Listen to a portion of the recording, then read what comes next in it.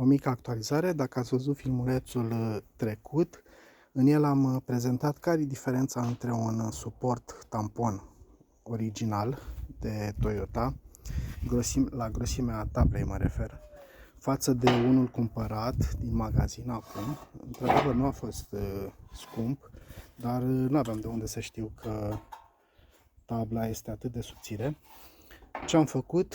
Am desfăcut, el venea ceva în genul ăsta, era original.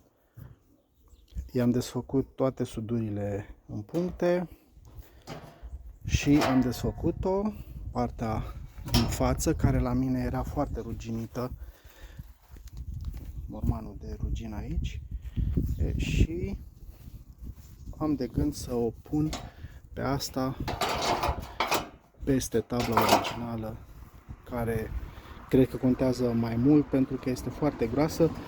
Original nici tabla asta de deasupra nu era prea groasă, deci cred că va merge în sensul ăsta.